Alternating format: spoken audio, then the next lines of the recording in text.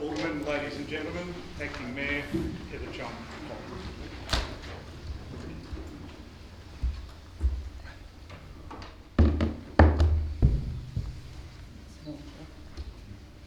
Good evening, ladies and gentlemen. Can I please call on the General Manager to say the Council Prayer? Almighty God, we humbly beseech Thee to vouchsafe Thy blessing upon this Council. Direct and prosper its deliberations to the advancement of Thy glory and the true welfare of the people of the City of Clarence. Amen. Amen. Before we start, can I acknowledge the Tasmanian Aboriginal community as the traditional owners and custodians of the land on which we meet today, and pay respects to elders past and present. And can I remind people in the gallery that the meeting is being recorded audio-visually and will be available on the Council website later in the week.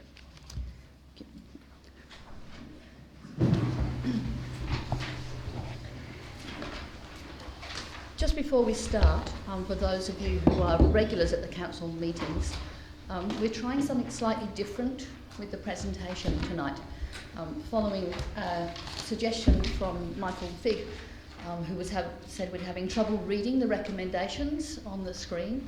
We're trying to put them differently. So please, if it helps or if it doesn't help, give us some feedback later, because we're keen to make it as available to people as possible.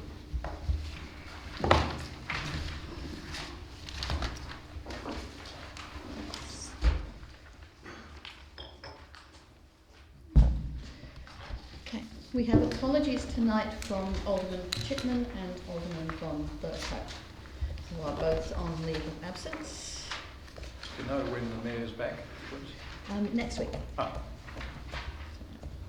Back from his holiday early next week.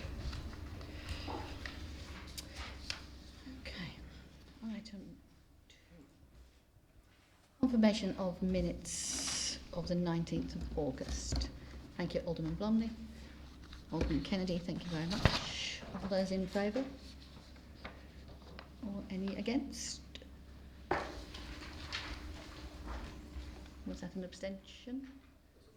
It's a 4. Sorry, I couldn't see your hand. No. Carried unanimously. Thank you. I have 2 communications which I'd like to table. One is a letter from the Honourable Jackie Petrusma MP, which is a congratulations to the Council for receiving the Award of Excellence for Park and Open Spaces project for the Clarence Kayak Trail. And the other is a DVD from the Drug Advisory Council of Australia, which is a national organisation reaching out to all tiers of government to highlight the increasing dangers of illicit drug use in the country. And it asks that we table this DVD and make it available for any alderman who would like to view it.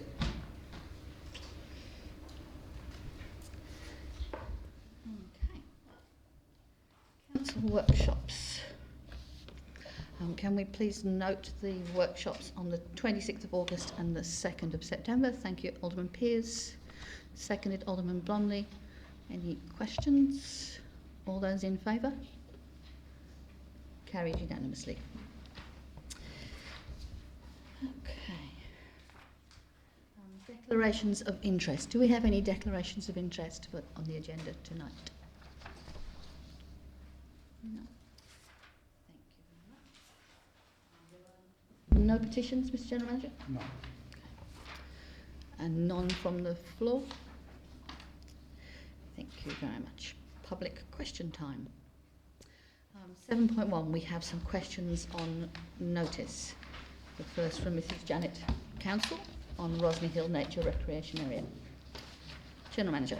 Thank you. Acting Mayor, the first question was from Mrs. Janet Council, and the question is as follows.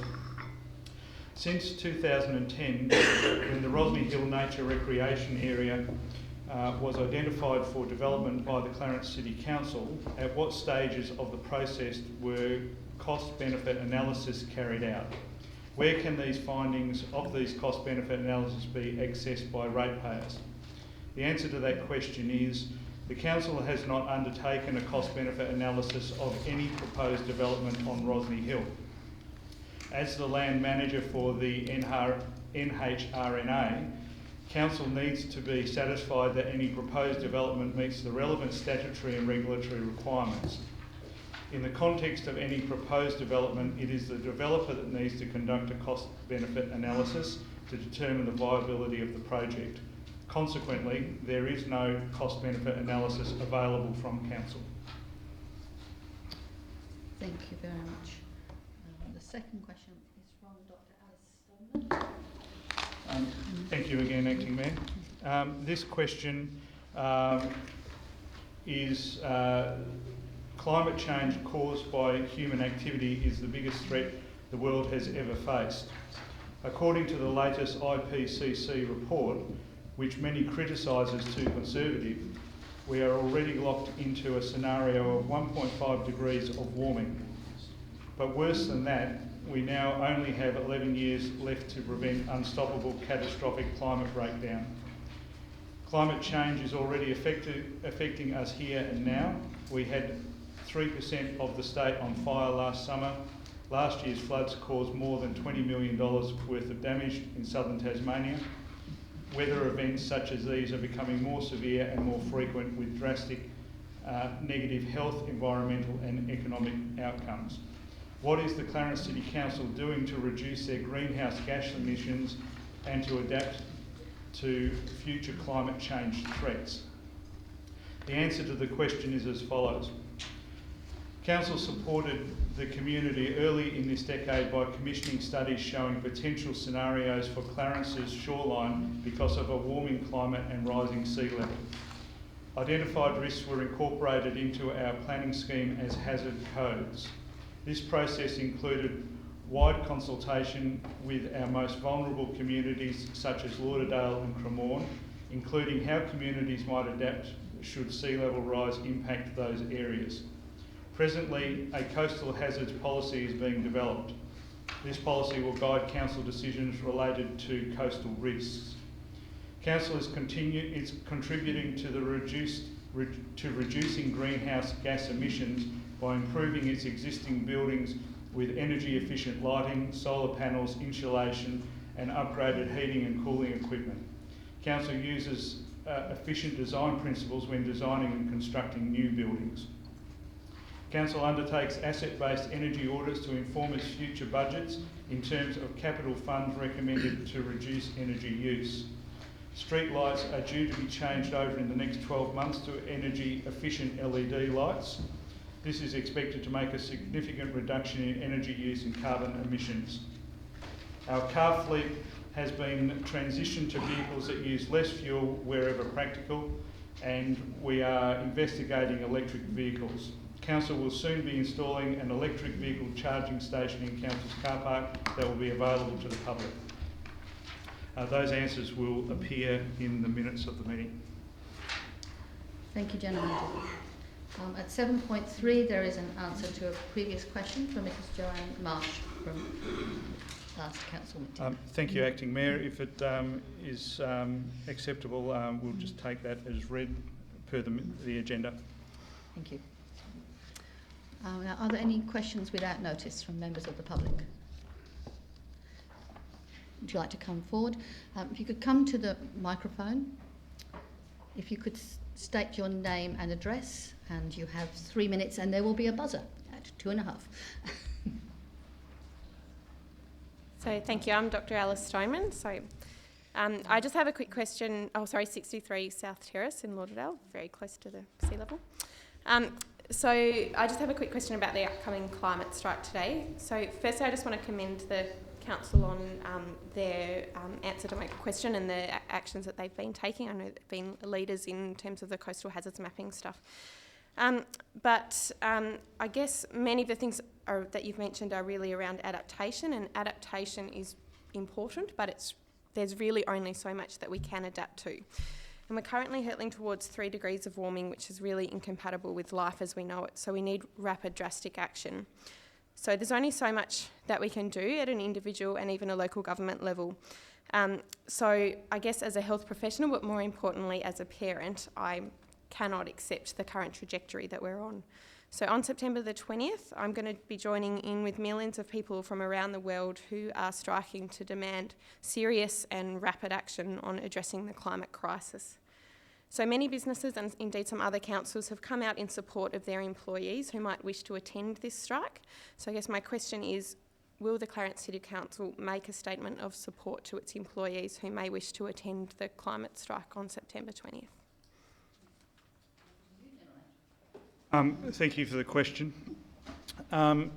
Council hasn't made any particular decision, but in accordance with our ordinary practice, any employee who wishes to attend, if they apply for leave and are granted that leave, are obviously free to attend and participate.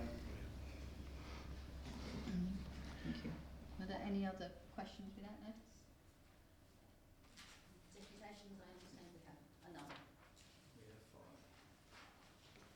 another. Our first deputation tonight is Mr. Hiao Yang from Wen Architects in regard to 17 Emmeline Court. So please, so mention state your name. Oh, yes. 3 minutes. Sure. Loud buzzer. That's 2.5. Yeah, hello, everyone, and hello, Mayor. My name is Hao, and I'm presenting for the developers of number 17 Emmeline Court in Rugby, which is 16 townhouse development. And we understand the neighbors raised 3 questions about our development, and we will answer those questions one by one and to explain to the neighbors and explain to everyone. First of all, we understand the neighbors considered about their loss of privacy issue, but what we want to say is our site is a really common sloping site facing to the ocean, and we are not really lifting the building up. Our building, the entry level is just a street level, and it's just one of the unavoidable site conditions to overlook the neighbors. But our proposed design is fully comply with the council's requirement, which is 4.5 meters setback to the neighbors. And really, we limited our size of the balcony, which are really small balcony. It's up to 1.5 meter wide balcony. And we believe a small outdoor area adjacent to the outdoor living area is really a common feature in the local buildings, and we would like the future residents to enjoy this little balcony. Yes, and we understand the neighbor. The second issue the neighbor considered is an overshadow issue, but like mentioned in the planning report, our overshadow is fully comply with council's requirement. The overshadow only happens on the start from the 2 p.m. of the mid of the winter day, so it won't have it will have just not a serious impact to the overshadow issue. And the third issue raised by the neighbors is loss of sole occupant, sole residential units. And first of all, it's types of residential units is it's not mentioned in any BC requirement. So basically, in a townhouse development, what we can do is we can propose all the dwellings to be the same, but what we consider is in developers' consideration or in a design perspective, we proposed 4 different types of the buildings, which including the dwelling more like the sole occupancy unit, and the dwellings are more like the dual occupancy. Hopefully, this can provide a variety of design features to the community. So overall, our aim is just by design development, we will do 30 seconds. Okay. yeah. Mm-hmm. Thank you. Okay. Thank you. The second speaker tonight is Mr. Mitchell Rowlands regarding the lease of public land to the Department of Education at Cambridge Oval. Thank you, Mr. Rollins. Same 3 minutes. Buzzer at 2.5. Please introduce yourself. My for the- pages are a bit flimsy here, so I might just have to... Please do. Please state your name and address just for the... Mitchell recording Rollins. start. I live down at 701 Arthur Highway, Fawcett, but I am a ratepayer in the municipality.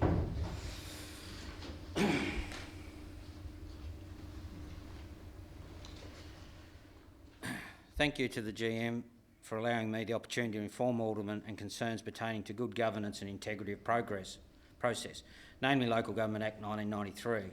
I further would suggest that Council's present GM has a conflict of interest in this matter. I suggest this as he was charged by the then Mr Paul to investigate what happened.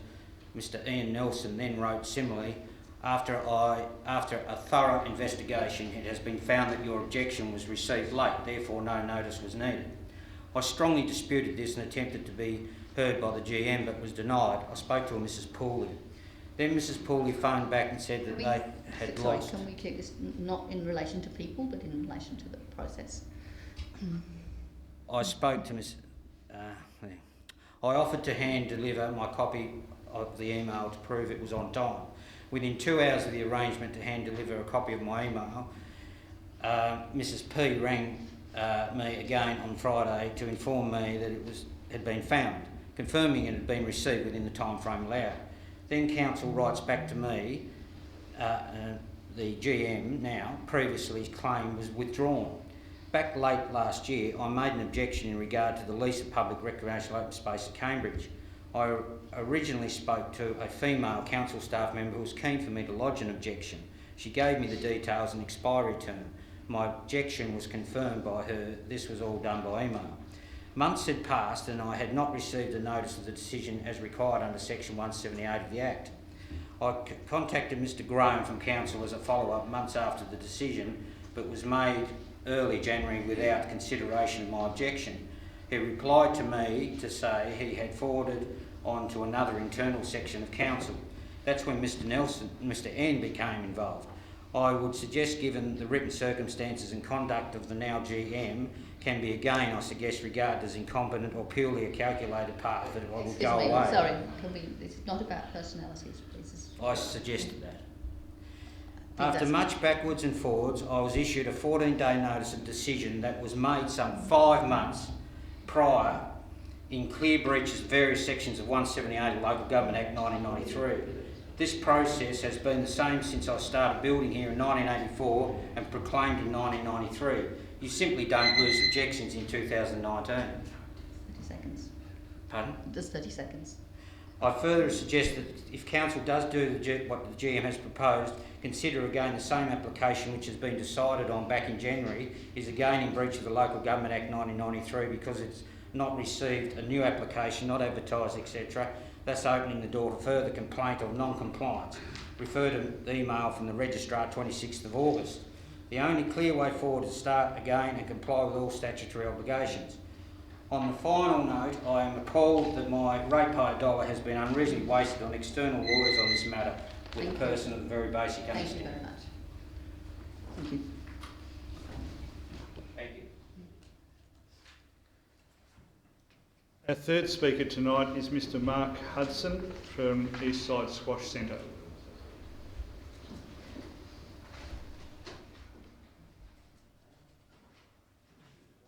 Same deal.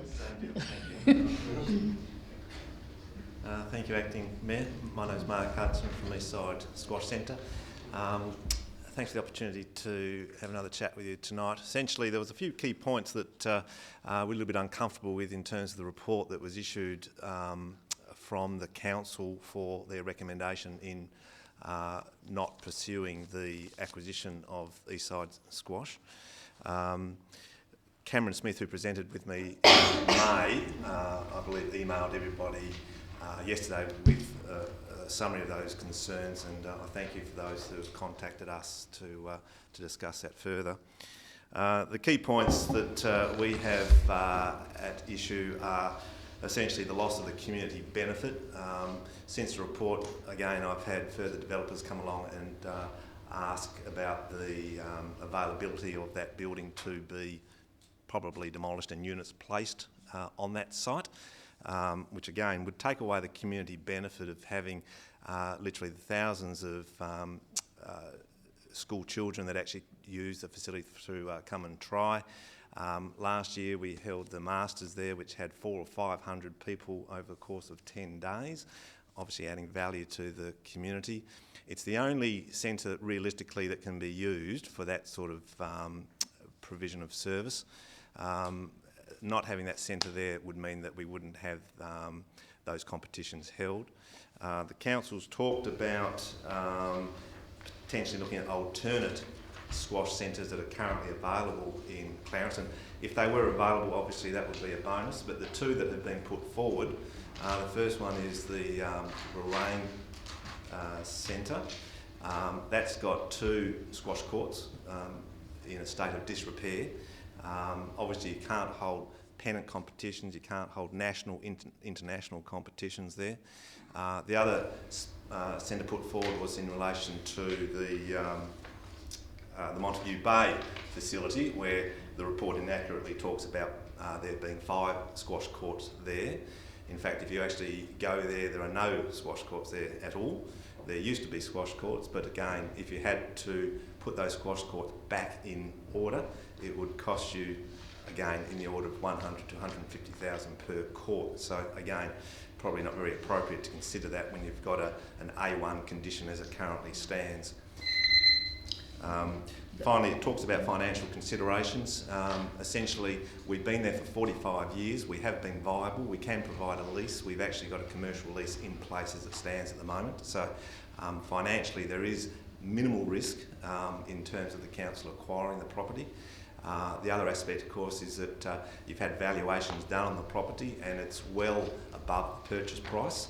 And finally, the building is in A1 condition as well, so it passed the building inspection as well. Thank you. The second speaker regarding Eastside Squash Centre is Mr Graham Bradfield. Thank you, Acting Mayor and Councillors. I'm only going to be very brief. It's not an unusual problem that you have here. That is where you've got a community facility that is worth a lot more to a commercial developer than it is in what it provides for the community, basically as a sporting facility. There's an added benefit here in that we have negotiated a price for it to go to the council at a greatly reduced price that it would be commercially. You've heard Mark say that we've had quite a few other developers that are interested because of its prime position. So it's incumbent upon, from our point of view, that the council needs to look at it as a loss of an extremely well-placed and valuable community facility, which once it goes, it will not support, or it will not be able to be reproduced, and certainly not in that sort of position. So it's not an unusual situation for the councillors to find themselves in, and it's where we would suggest that there needs to be some leadership so that facilities of these sort to the community, and this, as has been shown in the submission you got, it's not just the Clarence community that relies upon this facility. The last Australian Masters, and indeed the last 3 Australian Masters over 21 years, have all been held at this facility. So it provides a great facility, similar to Blunston Arena for the whole of Hobart and the environs, which isn't replicated anywhere else. So at this point in time, we're at a fork in the road where if we lose it, we probably won't get it back. And as Mark said, it just cannot be replicated from a viability point of view in relation to the capital cost. So once you lose this sort of facility, it's very difficult to get them back.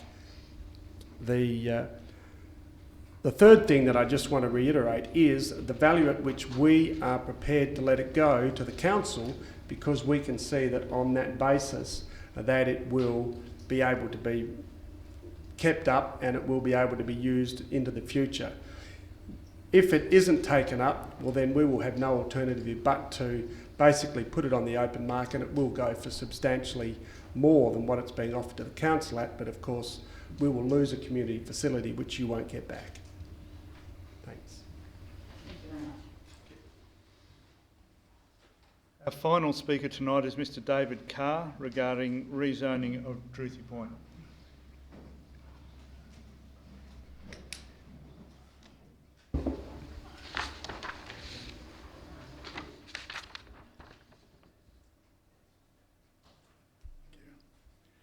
Mayor and Alderman.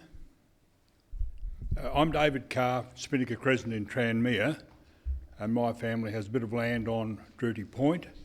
I want to talk to you about the structure plan for Drury Point. Now, I understand that Niche will be producing something for the council prior to the next council meeting, and I think we can work together on most aspects. However, one thing bothers me. Niche have indicated to me, off the record as it were, that they will not be able to use a higher density of development above existing areas. So let me illustrate. The inland edge of all our subdivision is currently a strip of low density residential, and Niche believe they cannot have normal residential above that. However, beyond the end of our subdivision, they have gone higher, I believe, with normal residential development. I just want the aldermen to think about that when Niche prepare their report for you as to whether or not, and it's anomalous, this strip, and has been contested several times, it goes back a long, long time, many years. Once upon a time it was half residential and half low density, then it became all low density, and then one or other houses were changed by the Planning Commission to normal residential. So it is an anomaly, but I want the councillors to be aware of that, or aldermen as we say, when you get to discuss the structure plan. Thank you. Thank you.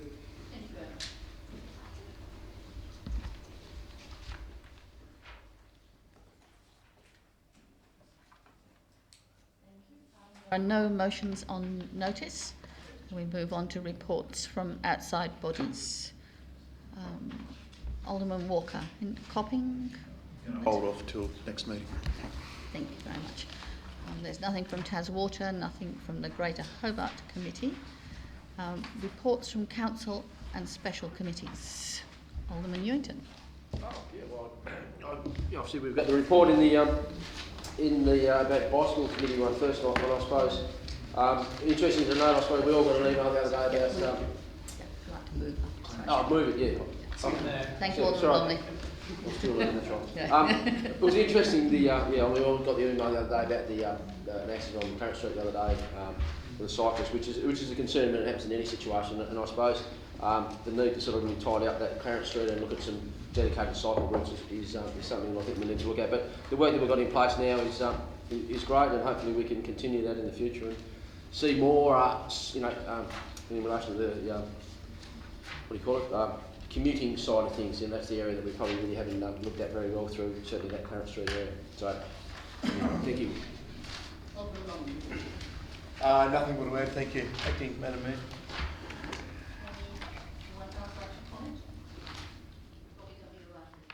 No, thank you. All those in favour of receiving the report? Carried unanimously. Thank you. Tracks and trails.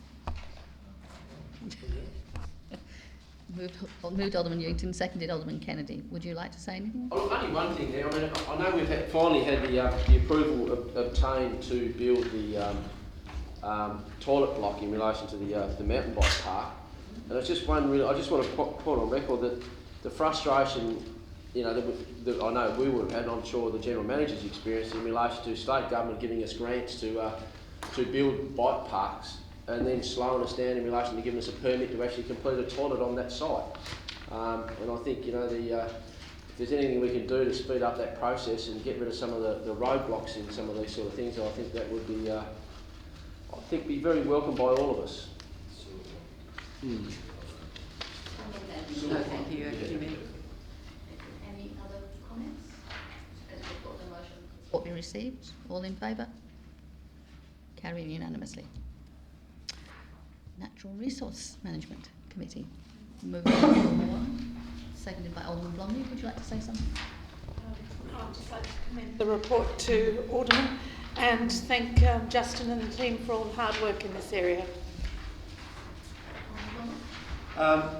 Madam Acting Mayor, just like the mover of this report, just to point out that there's some fantastic stories to tell in this report as with the other previous two reports as well. One is the value of volunteers in our community, and we look at the number of working bees that's been held over this quarter, and we've done a very conservative estimate of average 2 hours per volunteer. I'd suggest it's a lot more than that people in our city volunteer to make our community, particularly our natural bushland, a lot more special, which is absolutely fantastic.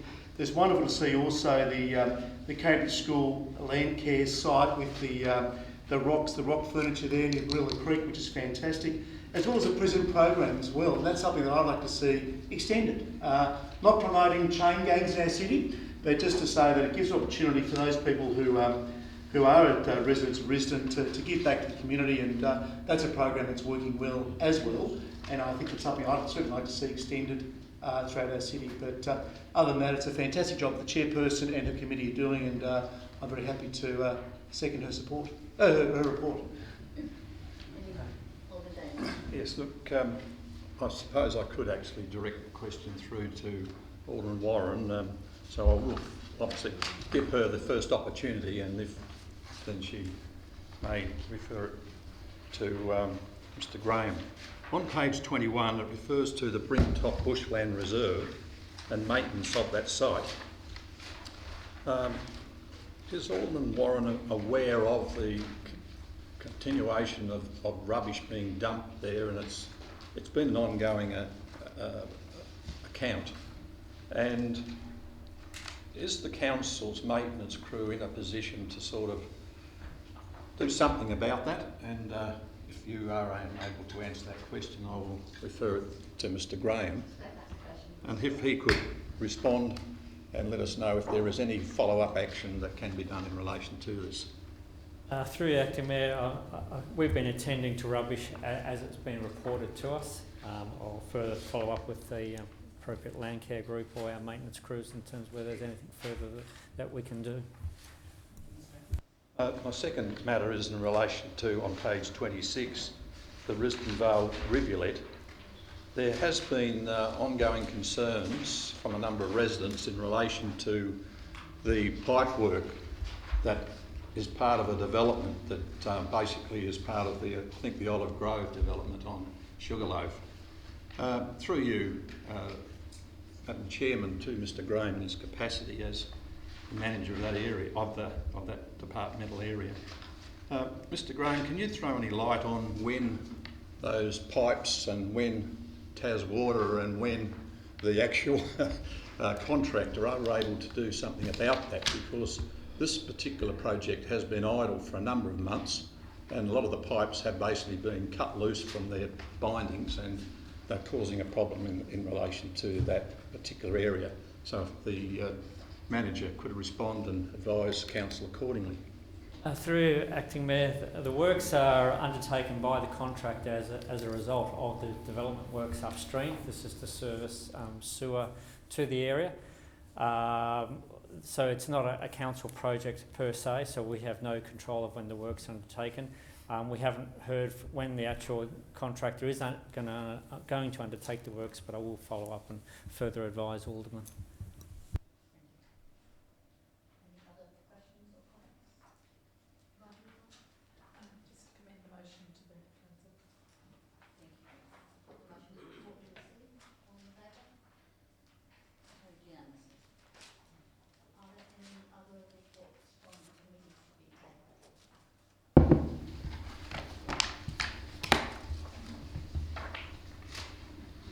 The weekly briefing reports.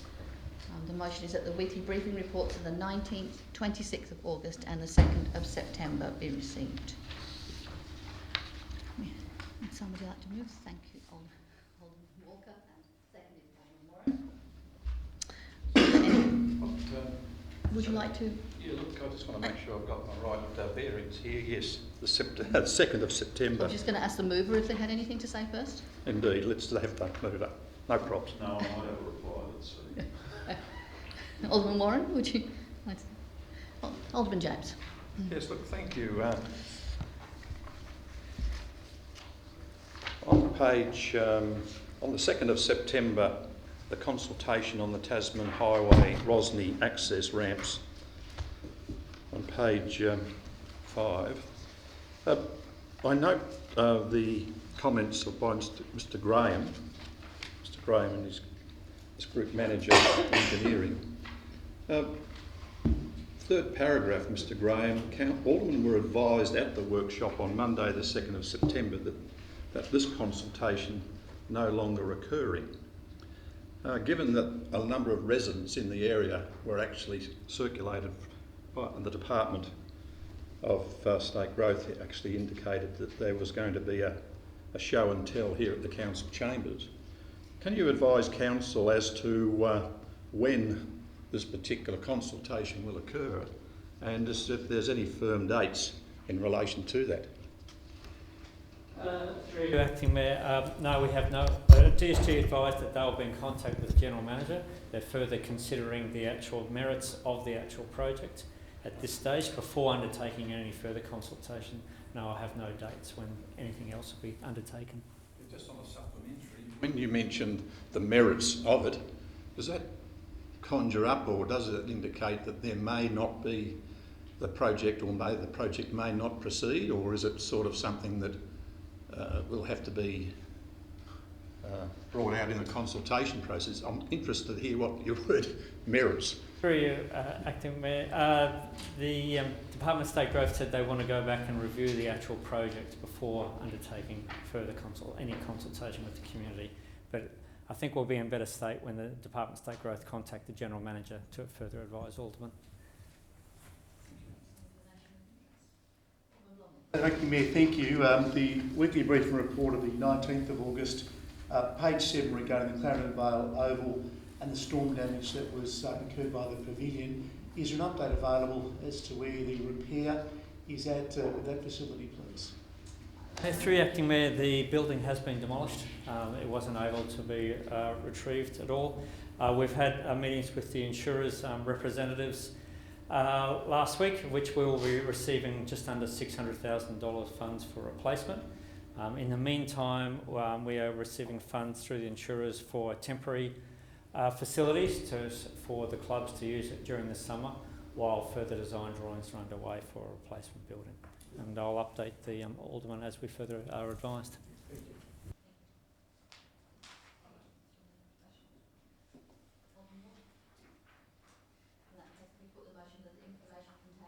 Briefing reports be noted. All in favour? Carried unanimously.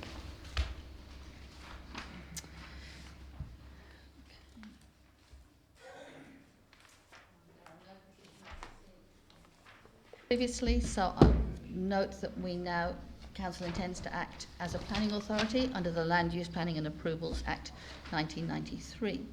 The first application is for 34 and 36 Spit Farm Road, Opossum Bay, dwelling additions including demolition and retaining walls and garage. Somebody, thank you, Alderman Walker. Alderman Blomley. No? Any? James.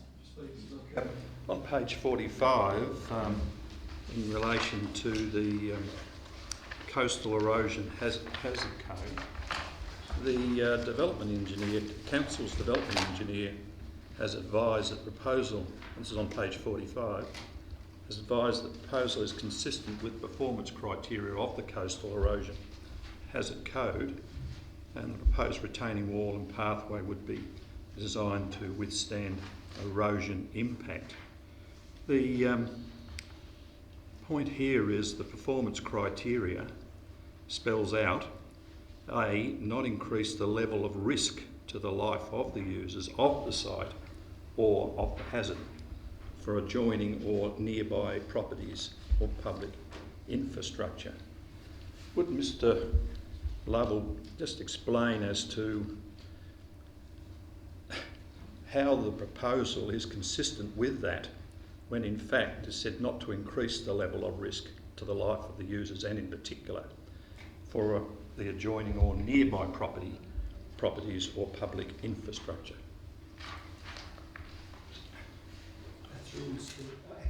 I'm not sure whether Mr. Graham would like to add to this, because it's an engineering issue. But there were engineering designs submitted, and despite those words perhaps not being clear or addressed properly, that our engineer was of the view that that there was no greater risk because the works are quite minor and towards the Spit Farm Road area of the property, and will in fact replace, for example, the retaining wall replaces a previous retaining wall that failed. So I think the engineer's view was it was actually going to improve the situation and make the site safer from an erosion point of view, and therefore improve the situation in terms of risk to the occupants of the site.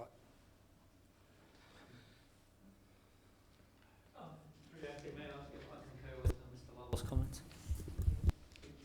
As a follow-up, on 45 under C, the erosion risk is mitigated to an acceptable level through measures to modify the hazard where the measures are designed and certified. On the proposal, Council's development engineer has advised that the retaining wall and stairs will be subject to a low level of erosion risk, and accordingly no measures are required to be incorporated into the design to modify. How does that gel with the performance criteria, in as much as erosion risk, even though it's minor in the Council development engineer's proposal, how is the erosion risk mitigated to an acceptable level through measures to modify the hazard? Through the Mayor, I'm not sure again whether Mr. Graham might like to add, but there were designs prepared by an engineer, checked by the Council's engineer, and he was satisfied that the works were minor. As with any project, I think it's fair to say that there's no absolute guarantees, but he felt that the works were so minor that no further design requirements were necessary. Acting Mayor, the only further update on that is in terms of the level of risk is considered to be low and therefore acceptable rather than a high level. Any other speakers? Like reply from order? The key word is low, and it's all across page 45. Commend this motion. Put the motion, which is a development application for 34 and 36 Spit Farm Road, subject to conditions and advice. All those in favour? Those against? Carried. 11.3.2 is a development application for 17 Emmeline Court with 16 multiple dwellings. Thank you, Alderman Mulder. The seconder, Alderman Newington. Alderman Mulder. Madam Acting Mayor, here we have in the middle of a housing crisis, someone is prepared to come along and build us a number of affordable housing units, which are different, of course, from social housing. So this is right there in the heart of Rokeby. It'll be private land. The only question we need to ask ourselves is why the government hasn't taken some steps to allow some other developments in that area which are exactly of the same nature but happen to fall outside this artificial urban growth boundary. That, of course, is another matter. But no, this is a good development and it needs to be welcomed, and it's exactly this sort of development that will go towards addressing some of the housing crisis. I'd just like to concur with Alderman Mulder on this one. I mean, it's going to help fill that gap with the extra supply that we know that will help hopefully reduce the cost of housing across the board, and you know, it's like I said, it's a gap in the middle of that space there, and I think it'll be something that will be filling on need for a lot of people. And the only other comment I want to make about this as well is yeah, we need more of this sort of stuff too. Anyway, I commend everyone to approve this one. Any other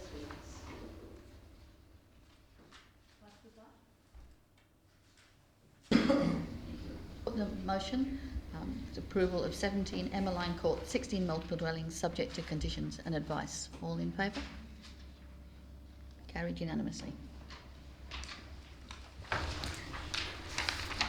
concludes our business as a planning authority. The next item, 11.4, is customer service. Has nothing under 11.4. Nothing under 11.5 or 11.6. 11.7 deals with the redress scheme for institutional child sexual abuse. Do we have? Thank you, Alderman Blomley. Do we have a seconder? Alderman Kennedy. Alderman Blomley. Thank you, Madam Acting Mayor.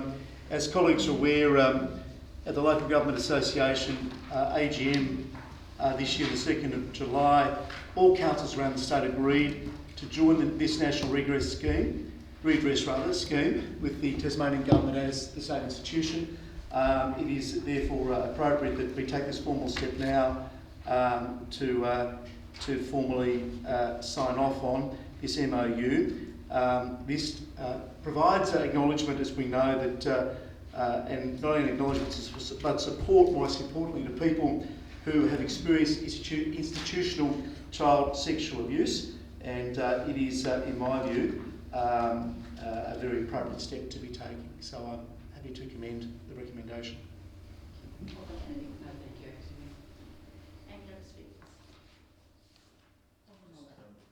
I'd like to point out that under 2.8 on page 105, it's clear that council will be responsible for the cost of providing redress to an eligible person if the sexual abuse occurred in one of its institutions. And I think that's an important point to note, that we're not just signing up here to subsidise any other institutions' abuse of trust and power that have occurred. So this really is, for the benefit of the ratepayers.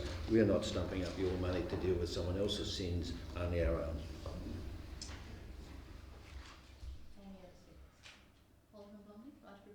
Thank you, Madam Mayor. Put the motion that we support Council's participation in the National Redress Scheme and authorise the Mayor to sign the MOU regarding Council's participation. All in favour? Carried unanimously.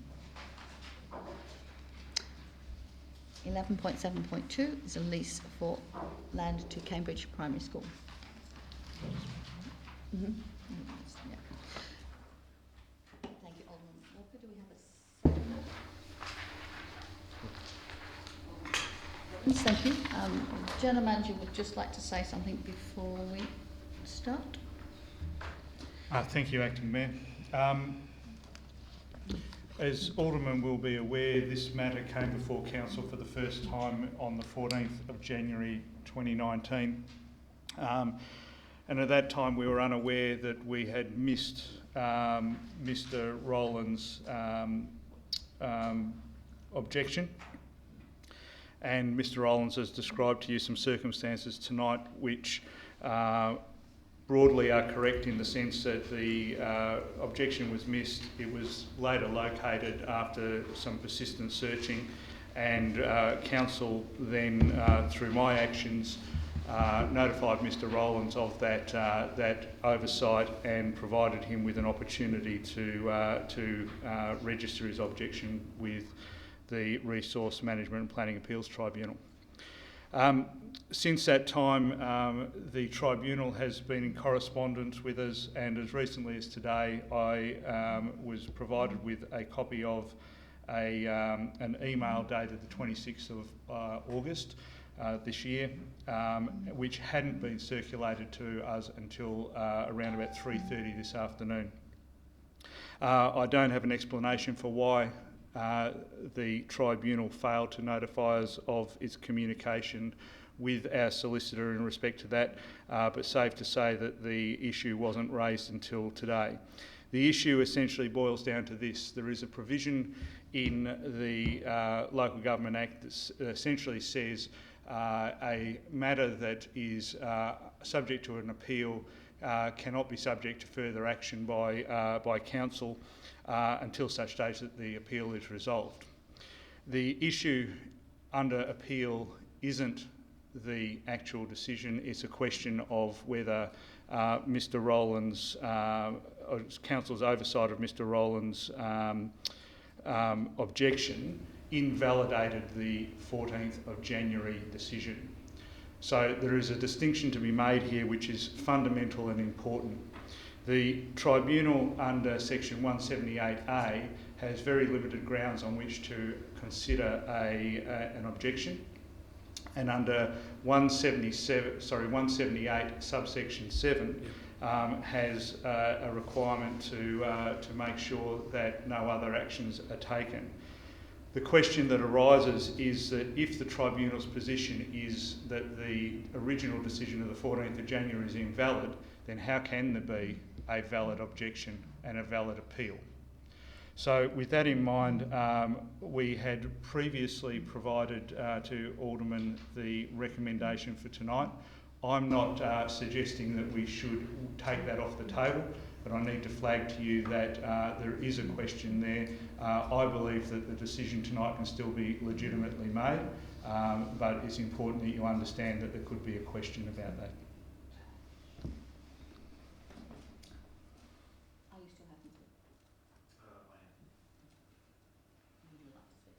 I would like to speak to this. So it's not the best of circumstances that this comes before us, but again, the matter was considered in January, and with the information we had to hand, and I suspect with further correspondence, had that been at the time, I doubt a different decision would have been made. But we are now here with this before us again to make things workable for a great school in our community that is experiencing growing pains in a big way. A lot of consultation and dialogue through many parties occurred over what I consider to be too long a period of time to get to the end result, which was this motion that came before us in January. It is the thing that will allow the school to be renovated and to allow for the students that are in its catchment area. I strongly support the motion, and I would urge people to do likewise.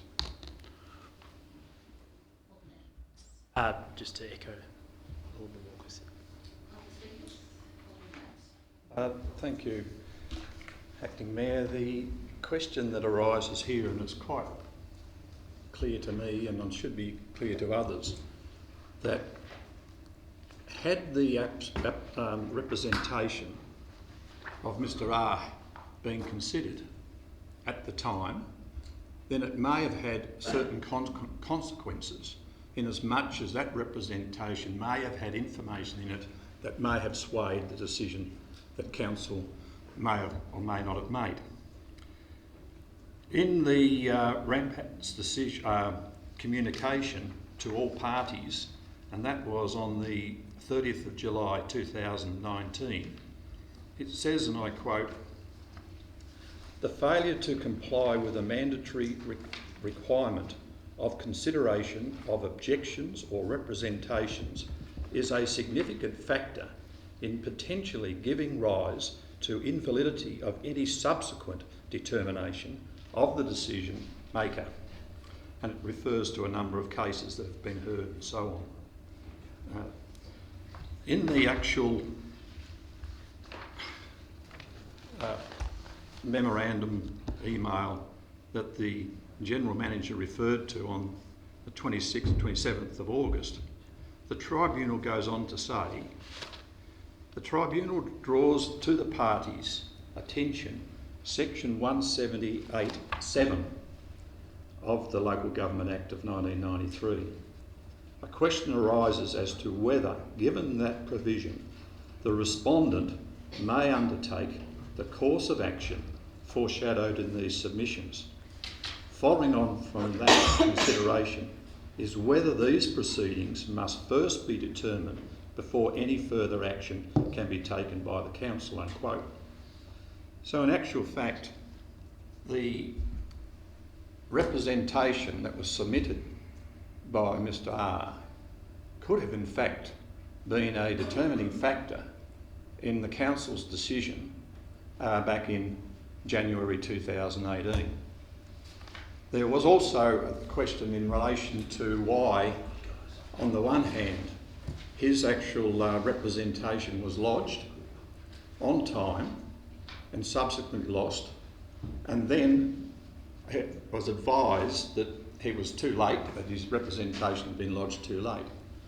After a period of time, it was subsequently located, and therefore he wasn't advised, as my understanding, that he had no right to actually make any determination or consideration in relation to it. I believe this council has to be very, very careful in what it does here, because not only has the RAMPAT made a comment in relation to the decision of the 14th of January 2018, but any subsequent decision the council may make could in fact bring into place another appeal to the tribunal against council's decision if it makes this decision tonight, and that may be deemed by the tribunal as being invalid because of the reasons and the comments that I referred to a moment ago in that memorandum. I believe this matter ought to lie on the table. I don't think we should proceed down this course as been listed on the agenda. I was in support of that particular matter, and I still am.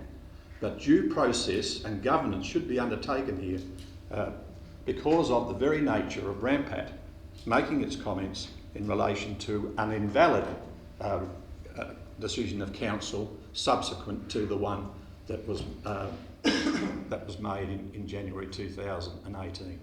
I think we are treading on very dangerous ground, and I think we need to be able to not proceed with this. Otherwise, we would be leaving ourselves wide open to an appeal, and also I believe RAMPAT would actually declare this particular motion that's before the chair, if it's carried, invalid.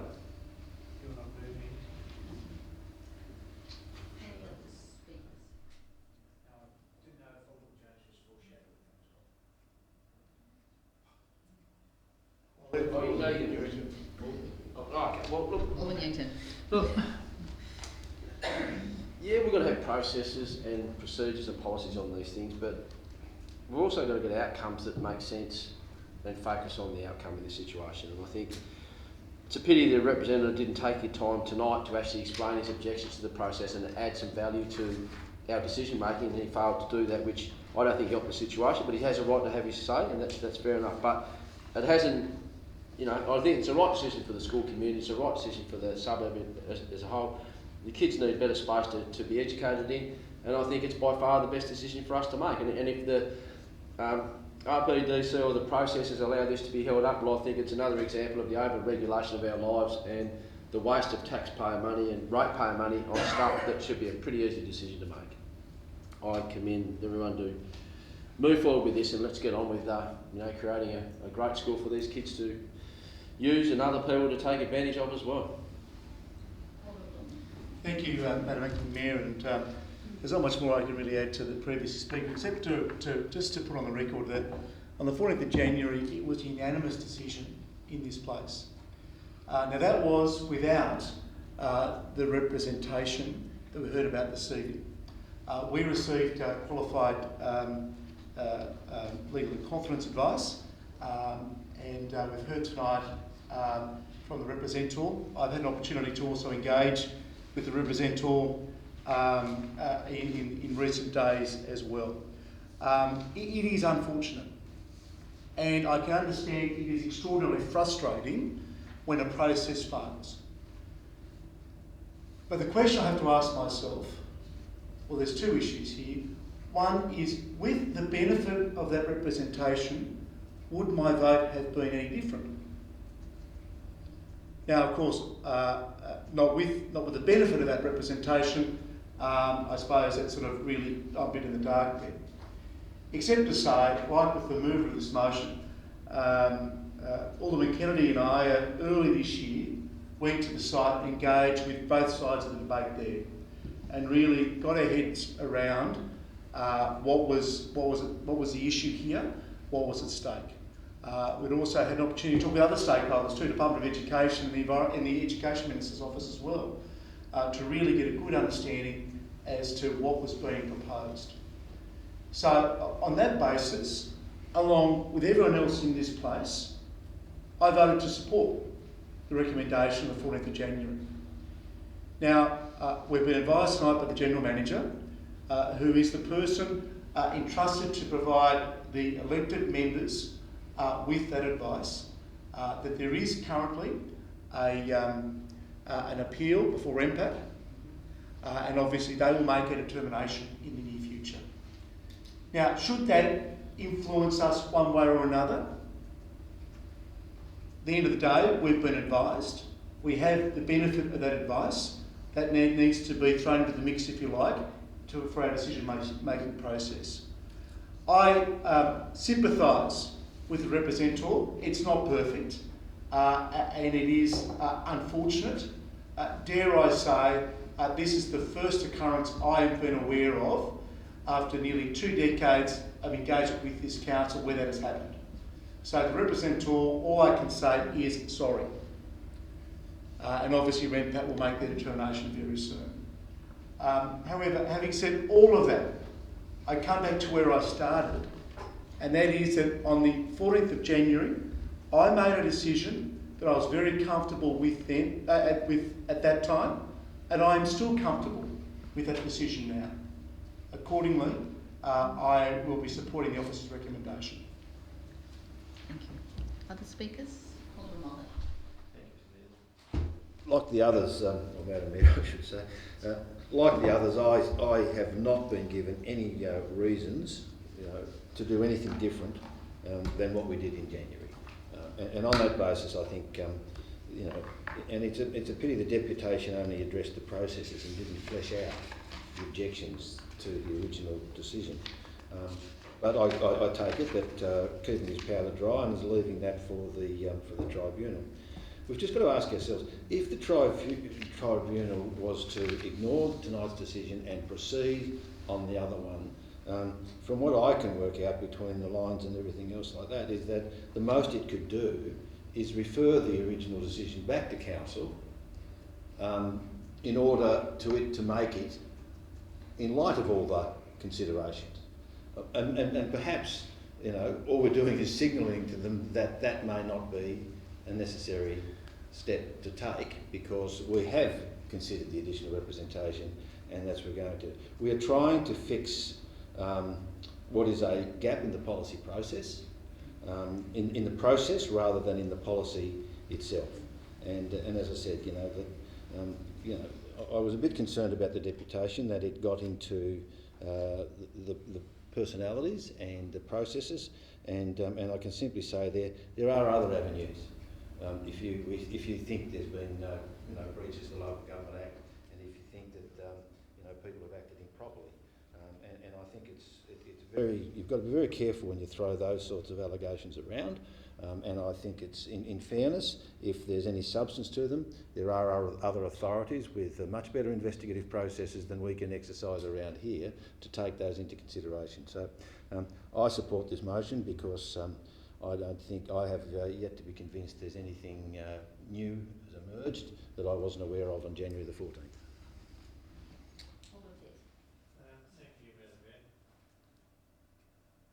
This is a very interesting topic, because the Cambridge Memorial Oval, we know where it's situated, and it was gifted to the council as a memorial for members of the Maxwell family who died during the Second World War.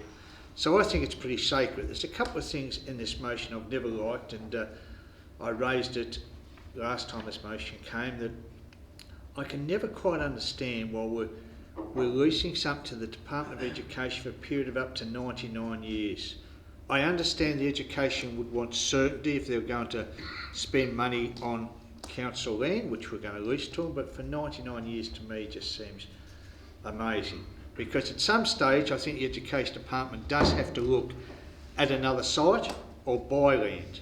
Now the only reason why I support this motion is because of Part B1, that the Department of Education agree that no further encroachment, I repeat that, no further encroachment into the reserve will be sought for further expansion of the school footprint, because I think it was given for a special reason, and I think if we pass this tonight, that's where it should cease, and they should look in other areas to expand the school.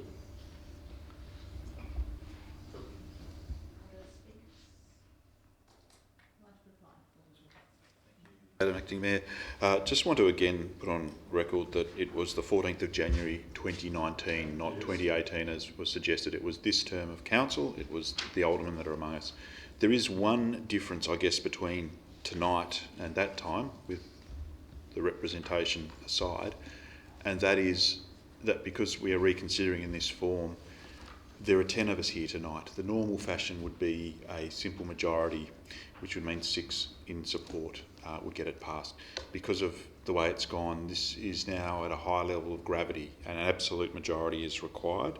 So I would, again, as I'm commending and wrapping up, urge people to consider the ramifications of not supporting this and what it would mean to that school community.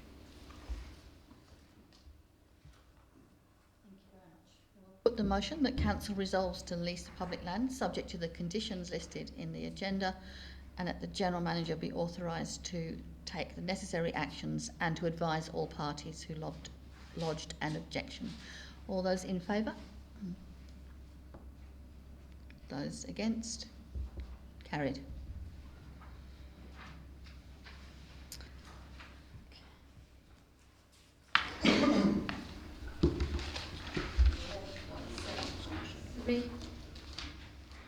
Is in relation to the request for assistance from Eastside Squash Centre. I'll second it. Yeah. No, I'm not moving that. I'm just going to move, Mayor, that with the squash centre, and I'm not saying that the motion will change, but I'm just wondering if we could possibly delay this motion until probably the next meeting for further discussions with the squash. And I'm not saying that, I would vote against the recommendation if that was the case, but I just think maybe we just need another 3 weeks to discuss a couple of issues with the centre, and I shall move. This is a procedure motion, not a debate. Yes, I shall move that we defer this motion till the following meeting.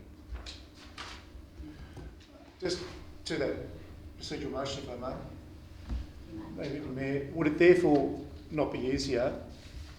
Would it therefore be easier to vote the motion down, to then have it to a workshop, and then back on the agenda next meeting?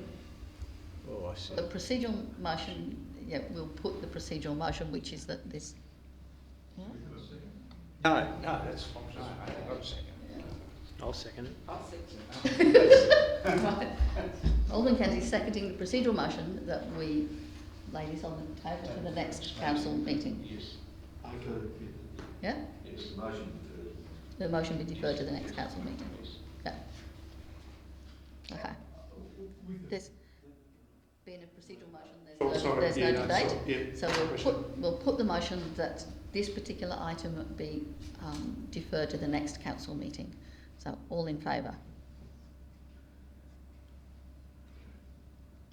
Those against? The motion is carried. And we'll reconsider that after a workshop.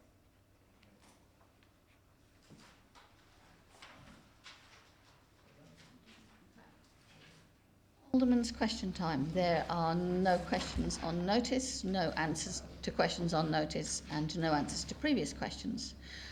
So questions without notice. Would you like to start, Alderman Mulder?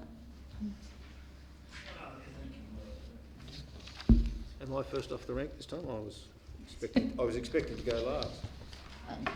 Change things around occasionally.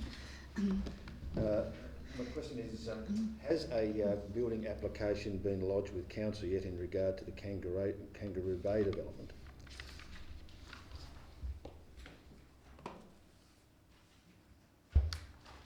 Not that I'm aware. No, sorry. Through you, Acting Mayor, a building application has been lodged and approved for stage 1.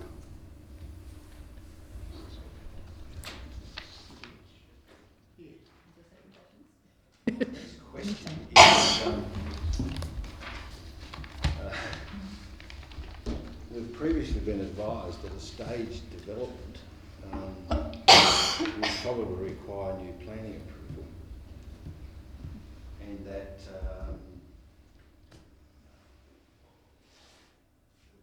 be substantial commencement of the building by November. In light of those two things, could I have a further explanation about what gap there is likely to be between stage 1 and stage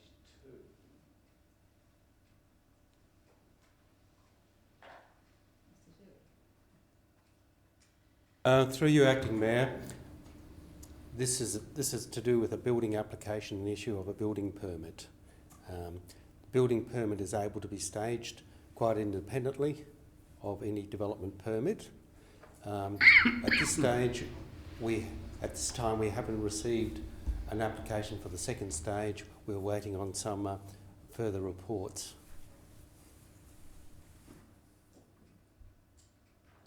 Perhaps we might ask for an update in the weekly briefing. I only had 2 questions, Madam Mayor, so I'll stick to that. But there's a fair few emerging from that.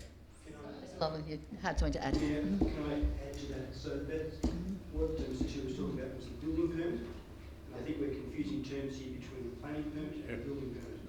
I was asking about the building permit. Look for an update in the weekly briefing report. Thank you. Alderman Kennedy. Yes, thank you, Acting Mayor. Through you to Mr. Graham, has any stormwater work commenced at Bangalore Street in Lauderdale, in particular the property on the corner of Grafton Street and Bangalore Street, where I believe the residents are still sandbagging? Through you, Acting Mayor, we've received the quotations for that project. They'll be assessed this week, so hopefully I'll be in a position to update Alderman next week in terms of who's the successful contractor and therefore the timing of the intended works as well.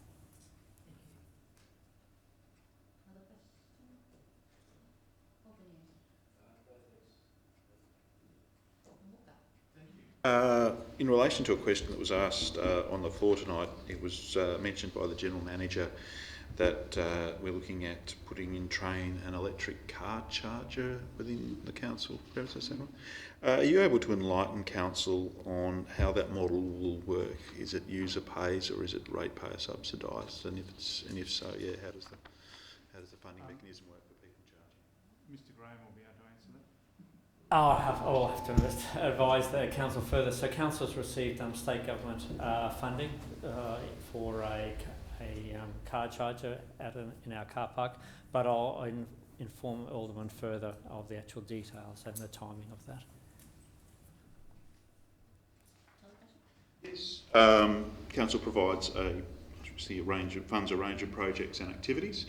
Some of these can be seen to be quite similar to what is actually offered within the private sector by different entities around Clarence.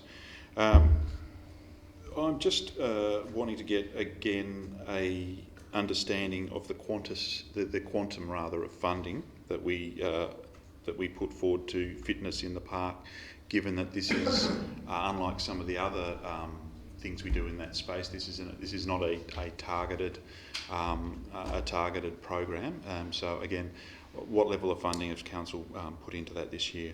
And again, how does that compare with the 24,000 that we've decided not to give to Business East to support many endeavours, including getting people quite challenged in the economy and youth space? That might need a couple of people to answer, but Mr. Tui to start, I suspect. Through you, Acting Mayor, the quantum is in the order of about 24,000, but I can confirm that in writing later.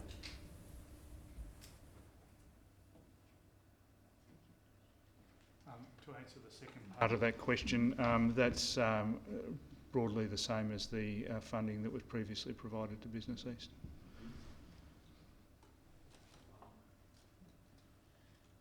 Alderman Pearce.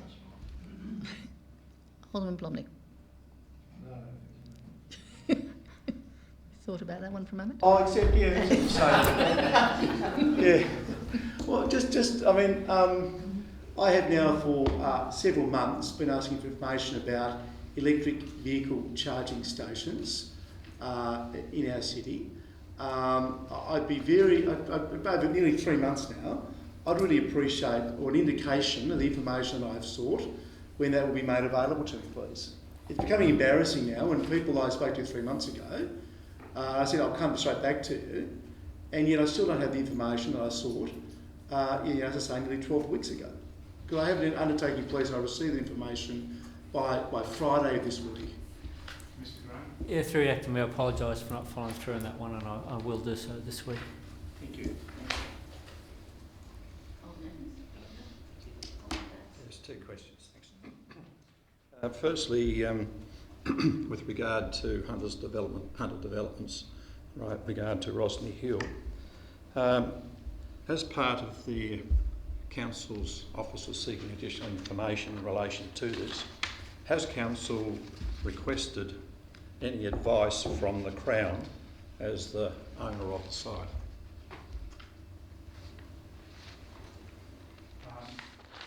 Not that I'm aware. Can I ask a quick question? Are you raising that question in the context of the development application? Yes, I thought I'd mention that in my opening remarks. The Crown isn't required to provide any additional information in respect to that DA. It needs to stand on its own 2 feet. Second question is in relation, I think I should address this to Mr. Toohey. It's been done already. You're running the show now? Okay. Excuse that remark, but my question through you to Mr. Toohey. Mr. Toohey, you're aware that the building permit at 1 Clarence Street has expired, or I think it expired on the 31st of August last. Has there been any progress that Council has taken in relation to... Has Council taken any action in relation to advising the owner of the site that the building permit has ceased, and what actions Council taking to either have the site made good to its existing format, or is there some other channel that, or work in progress that's undertaken by Council or by the developer that Council is aware of? Through you, Acting Mayor, the building permit has lapsed. The applicant has been advised of that, and that if future works are to recommence on that a new building application will be required.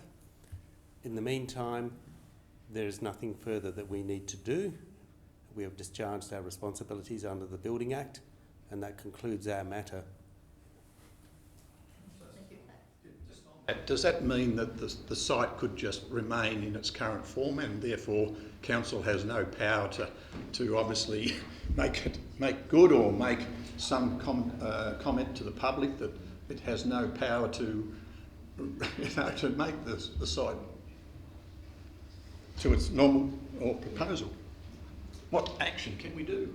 Through you, Acting Mayor, as long as the structure is stable and doesn't represent a risk, and there is no other issues associated with public risk, there's nothing further that we can do. The building itself has intrinsic value to the owner and developer, so at this stage there's no head of power we have to take any further action in respect to this matter.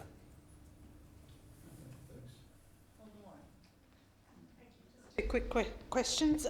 Community representative on the Blunston Arena Committee, and forgive me, I don't know what it's actually called. Is that position still vacant? Through you, Mayor? Through you, Mayor. My understanding is that there was one applicant and that person has been interviewed, but I haven't been advised whether they've been recommended for appointment. Mr. Graham, Acting Mayor, our report will be coming through to the General Manager very shortly in terms of that. And my second question is, a while ago we passed a motion, an excellent motion raised by Alderman Walker, to do with a state-of-the-art regional dog park. Could somebody please update me on where we are in that process? Through you, Acting Mayor, following the workshop, where Council staff was directed to undertake consultation with the immediate landowners. We are presently undertaking that, and then we'll bring it to a forthcoming workshop after the results of that. Council now needs to go into closed meeting to consider certain matters. Could I please have somebody move that we go into closed meeting? Thank you. Yes. Second, Alderman Kennedy. All those in favour? Carried unanimously.